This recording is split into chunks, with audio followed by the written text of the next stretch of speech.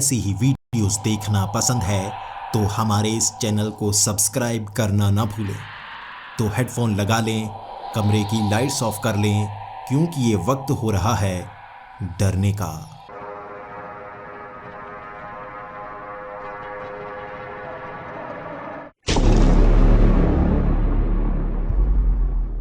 Hello दोस्तों, मेरा नाम मनोज है और मैं कोच्चि का रहने वाला हूँ।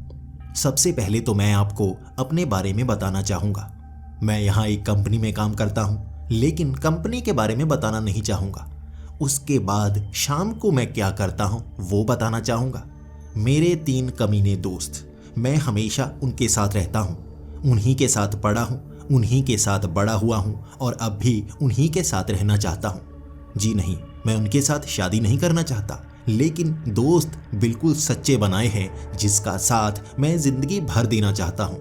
हर रोज़ शाम को जब अलग अलग काम से हम आते हैं, इकट्ठे होकर मटर गश्ती करने के लिए निकल पड़ते हैं। कभी हम शहर के एक कोने में पहुँच जाते हैं, कभी दूसरे कोने में पहुँच जाते हैं और रविवार का दिन छुट्टी का होता है। सुबह 6 बजे से ही क्रिकेट खेलने के लिए निकल जाते हैं। हमारी उम्र ज़्यादा नहीं है, अभी हम 28 से 30 साल के ही हैं। किसी की उम्र 28, किसी की 29 और 2 की 30। मेरे एक दोस्त का नाम है सनी, दूसरे का विवेक और तीसरे का विनय। ये नाम याद रखिएगा, इस कहानी में आपको ये नाम काफ़ी बार सुनने को मिलेंगे। बचपन से ही मैं अपने इन दोस्तों के साथ रहा।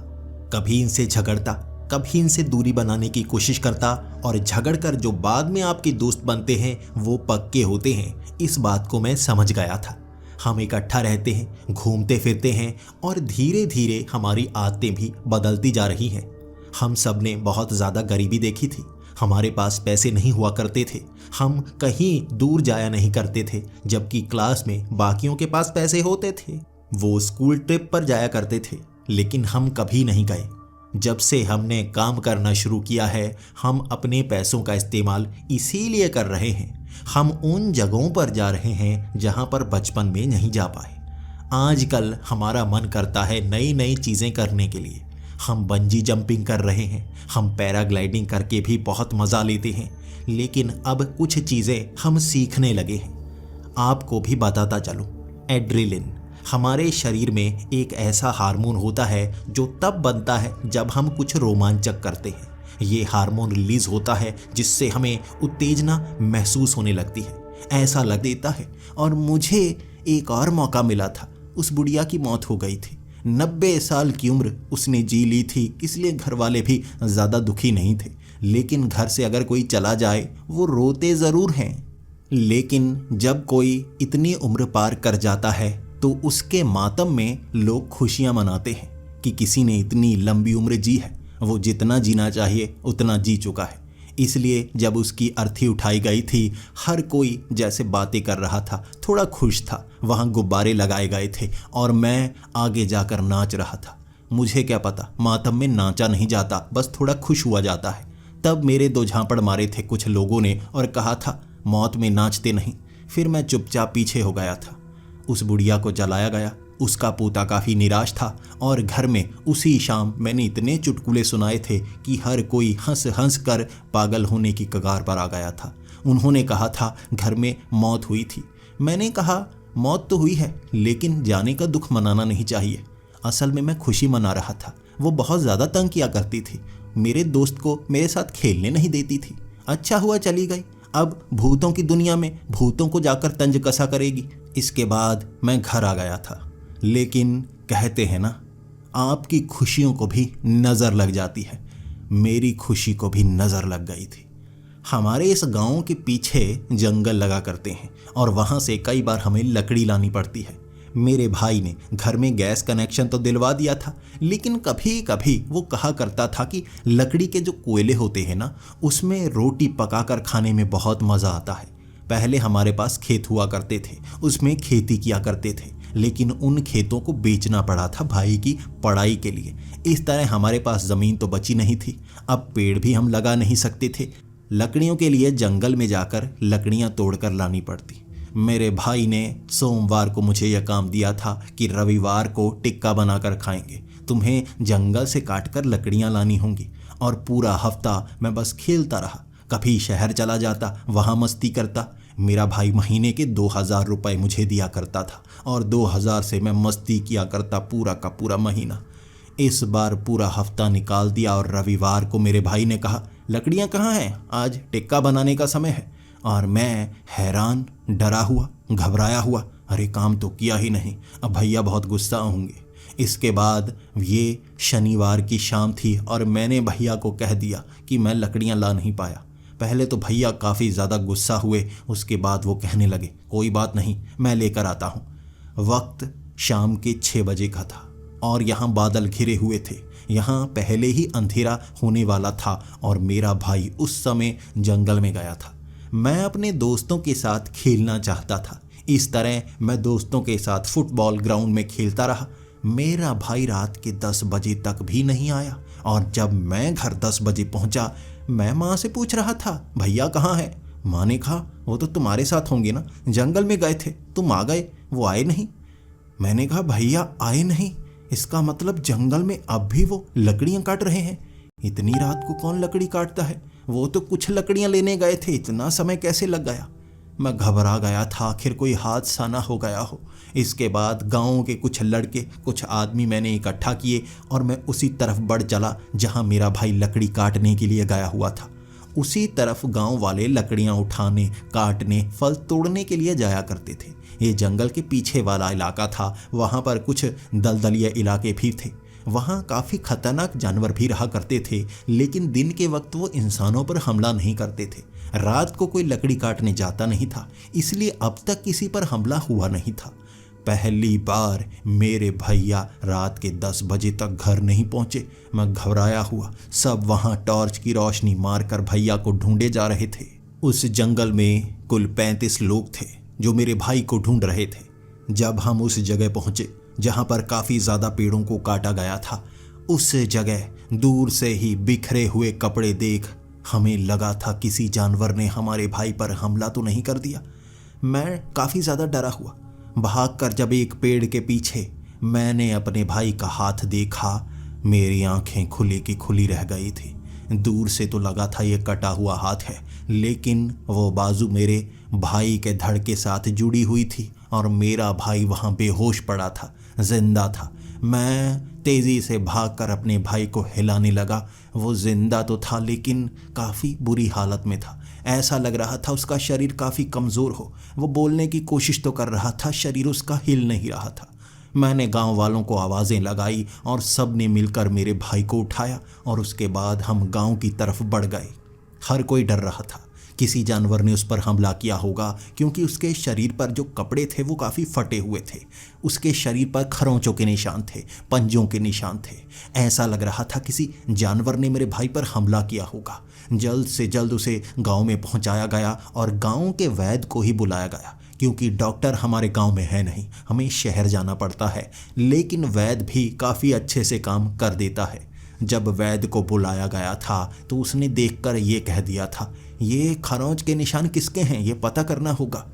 वो शरीर पर काफ़ी कट के निशान थे। उनके ऊपर दवा दारू तो लगा दी गई थी, लेकिन फिर भी मेरा भाई बोल नहीं पा रहा था।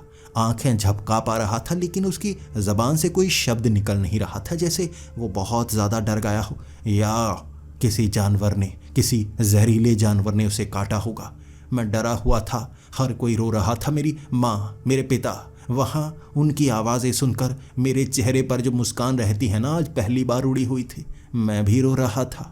पूरी रात वो वैद्य मेरे भाई के पास रहे थे और मेरा भाई बार बार हिलता रहता। ऐसा लगने लगता जैसे जहर शरीर में काम कर रहा हो। उसका शरीर अकड़ रहा था, फिर बिल्कुल ठीक हो जाता। लेकिन उसके बाद सुबह होने से पहले पहले ही कुछ ऐसे लक्षण दिखने लगे थे कि वो वैद्य बहुत ज़्यादा डर गया। मेरे भाई के शरीर के ऊपर थोड़े थोड़े बाल उगने लगे थे। बाल उगने में हफ्ते और महीने का समय लगता है। यहाँ एक रात में मेरे भाई के शरीर से काले काले रंग के बड़े बड़े मोटे बाल निकलने शुरू हो गए थे और पूरे शरीर पर बाल निकल रहे थे। इसके बाद वैद्य डरता डरता कहने लगा था, अभी मुझे सिर्फ शक है, मैं तुम्हें डराना नहीं चाहता, लेकिन अगर इसके हालात और बदले तो हमें कुछ इलाज करना होगा। मैंने वैद्य को कहा था इलाज करिए, तो वैद्य ने कहा वो इलाज इतना साधारण नहीं होता, पहले तो उसे बचाने की कोशिश करते हैं, आखिर हुआ क्या है, जो मैं सोच रहा हूँ वो सच है या नहीं। जब सुबह हुआ मेरे भाई को शहर की तरफ ले जाया गया, वहाँ एम्बुलेंस बुलाई गई, भाई को एक अस्पताल में भर्ती करवाया गया और वहाँ उसका इलाज हुआ। जो शरीर के जख्म थे उन पर वैद्य ने अच्छे से मरहम पट्टी की थी तो जख्म ठीक हो गए थे, वो अभी पट्टी के ज़रिए भरे नहीं थे। इस तरह दवाई लगाई गई, इंजेक्शन लगाया गया, खून का टेस्ट किया गया। उसके बाद डॉक्टर ने ये कहा कि शरीर में किसी तरह का कोई जहर नहीं है, इसका शरीर धीरे धीरे स्वस्थ हो जाएगा। लेकिन शायद ये जानवर को देखकर डर गया इसलिए बोल नहीं पा रहा है और ये बिल्कुल होश में है, कोमा में नहीं है, लेकिन इसका शरीर अभी काम नहीं कर रहा, बार बार इसे नींद आ रही है। मेरा भाई बार बार शरीर अकड़ने का जैसे बहाना सा ढूंढता रहता, वो बोलने की कोशिश करता लेकिन बोल नहीं पाता, हाथ हिलाने की कोशिश करता। इस तरह डॉक्टर भी समझ नहीं पा रहे थे उसे आखिर हुआ क्या। 1 से 2 दिन मेरा भाई वहाँ पर रहा था। उसके बाद डॉक्टर ने छुट्टी दे दी थी, दवाइयाँ दे दी थी और कहा था ये घर पर रहकर अच्छे से ठीक हो जाएंगे, क्योंकि शरीर में किसी तरह का कोई विकार नहीं है, कोई जहर नहीं है, कोई बीमारी नहीं है, धीरे धीरे ये ठीक हो जाएगा। लेकिन घर पहुंचने के बाद हमें पता चला मेरे भाई के शरीर पर काफ़ी ज़्यादा बाल आ गए थे और इसका कारण डॉक्टर के पास भी नहीं था। यहाँ शरीर पर बाल आना, मेरे भाई के लंबे लंबे दांत निकलने शुरू हो गए। दांत इतनी आसानी से नहीं बढ़ते, आपको तो पता होगा, दांत बढ़ने में सालों का वक्त लगता है और मेरा भाई 2 दिनों में काफ़ी लंबे दांत बढ़ा चुका था। सर पर पहले सफ़ेद बाल हुआ करते थे लेकिन सारे बाल काले रंग के घने हो गए थे, जैसे सफ़ेद बालों को भी डाई कर दी गई हो। इस तरह का शरीर में असर हो रहा था कि सब डरे हुए थे। मेरा भाई बोल नहीं पा रहा था और लिखने के लिए जब भी वो हाथ में पेन लेता वो लिखने की कोशिश करता लेकिन लिख भी नहीं पाता, उसकी उंगलियां जैसे रुक जाती। फिर वो थोड़ा थोड़ा गुस्सा करने लगा था। उस रात उसने मुझ पर हमला करने की कोशिश की थी तो उसे एक कलाई से जैसे बड़ी सी चेन से बांध दिया गया था। वहाँ डॉक्टर को शक था कि उसे रेबीज़ ना हुआ हो, सारे टेस्ट करवा दिए गए थे, रेबीज़ का इंजेक्शन लगा दिया गया था, फिर भी मेरा भाई अजीब अजीब हरकतें करे जा रहा था। तब वैद्य ने कहा था देखो इसके शरीर पर बाल आ गए हैं ना, पूरे शरीर पर बाल। मैंने कहा हाँ। इसकी आंखें देखो, आंखें पीली पीली सी हो गई हैं ना। मैंने कहा हाँ। इसके शरीर के बाल, इसके बड़े बड़े दांत, देखने में बताओ ये कैसा लग रहा है। मैंने कहा जानवर जैसा। तब वैद्य ने कहा मेरी बात पर यकीन करोगे, जो मैं बताने वाला हूँ क्या तुम यकीन करोगे? मैंने कहा हाँ मैं यकीन करूँगा। तो वैद्य ने मुझसे कहा था मुझे लगता है इसे किसी भेड़िया मानव ने काटा है, अब ये धीरे धीरे भेड़िया बन जाएगा और इसे बचाने का एक ही रास्ता है, हमें किसी बाबा को बुलाना होगा, किसी ऐसे को जो इसकी जानकारी रखता हो। मैंने ऐसे इंसान को पहले भी देखा है जिसे भेड़िया मानव ने काटा हो, धीरे धीरे तड़प कर वो जानवर बन जाता है और जंगलों में कहीं भाग जाता है, दोबारा उसे ढूंढा नहीं जाता। इसके साथ भी यही होगा। विज्ञान इन बातों पर यकीन नहीं करता क्योंकि सबूत नहीं मिलते। वो धीरे धीरे जैसे जानवर में बदलकर जंगल में रहना शुरू कर देता है। ये भेड़िया मानव का असर है, मेरी बात पर यकीन करो। मैंने यकीन कर लिया। तब वैद्य के साथ मिलकर अगले ही दिन हम एक बाबा को घर में लेकर आए थे।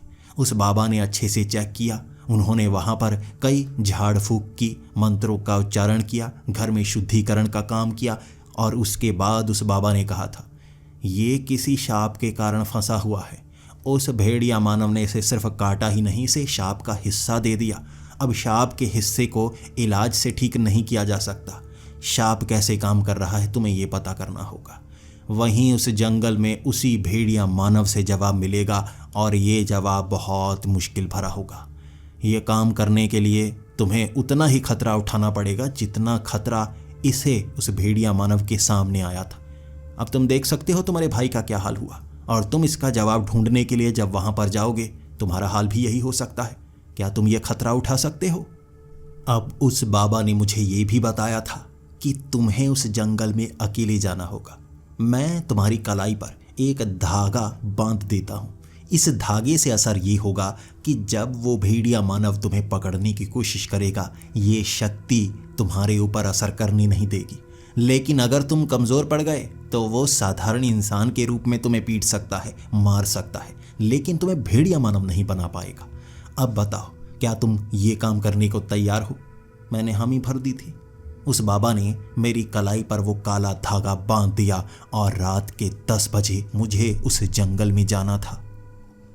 रात के 10 बजे मैं भी उसी जगह पर पहुंच गया था, हाथ में कुल्हाड़ी लिए। मैं नाटक करने वाला था कि मैं वहां लकड़ियां काटने वाला हूं।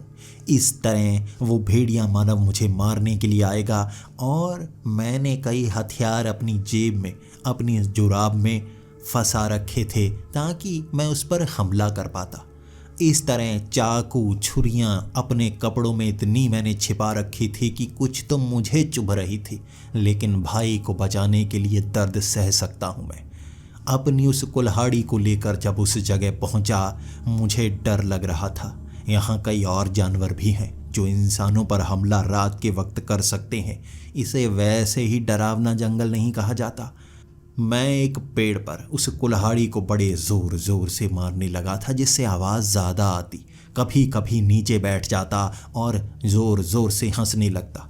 जानबूझकर मैं बहाने लगा रहा था कि दूर दूर तक आवाज़ें आए और ऐसा भी ना लगे कि मैं नाटक कर रहा हूँ। अब आसपास से किसी जानवर के चलने की आवाज़ आने लगी थी और मुझे ये तक पता नहीं था ये कौन सा जानवर है। मुझे कितनी तैयारी करनी होगी? क्या ये कलाई पर बंधा हुआ ये धागा मुझे बचा सकता है या नहीं? एक भेड़िया मानव से सुरक्षा कर सकता है, लेकिन अगर कोई भयानक बड़ा और जानवर आ गया तो मैं क्या करूँगा? मेरे पास सवाल थे, जवाब मुझे समय देने वाला था। वहाँ खड़ा लकड़ी पर मैं बार बार कुल्हाड़ी मारता रहा और हर एक कुल्हाड़ी के साथ जैसे वो भेड़िया मानव हो या कोई इंसान हो जो समझदार हो, लकड़ी पर मारे गए हर कुल्हाड़ी के वार के साथ पास से आवाज़ आती और उसके बाद बंद हो जाती। जैसे कोई समझदार था कि हर आवाज़ के साथ छलांग लगाकर आगे बढ़ना है और फिर चुप हो जाना है ताकि मुझे पता न चल पाए। लेकिन मैं कुल्हाड़ी के साथ साथ अपने कानों को भी चला रहा था। मैं हमेशा से तेज़ दिमाग रहा, भले ही पढ़ाई में नहीं, लेकिन वैसे मेरा दिमाग काफ़ी तेज़ चलता है। इस तरह मैं लकड़ी की आवाज़ को धीमा कर रहा था और एक बार तो उस लकड़ी को मैंने घुमाया और उस पेड़ पर मारा ही नहीं, बस हवा में घुमा दिया। इस तरह छप की आवाज़ जब पास के पेड़ से आई थी, मैं जान गया ये मुझे भटकाने की कोशिश कर रहा है। जानवर नहीं हो सकता ये ज़रूर वो भेड़िया मानव है जो इंसानों जैसा सोच सकते हैं। इसके बाद जैसे ही वो छप की आवाज़ आई, मैंने वो कुल्हाड़ी घुमाकर उस अंधेरे में दे मारी। टक करके ये आवाज़ आई और एक पेड़ पर ये कुल्हाड़ी छप गई थी। इतनी ज़ोर से मारी थी मैंने, और जो भी था उस पेड़ के पीछे से पेड़ के ऊपर चढ़ गया। अब मैंने हाथ में लंबी सी वो तलवार निकाल ली थी जिसे सुबह से तेज़ करता जा रहा था मैं अब उस पेड़ के ऊपर देख पा रहा था वो क्या चीज़ है। आधा इंसान जैसा, आधा भेड़िए जैसा, और वो मुझ पर हमला करने के लिए तैयार था।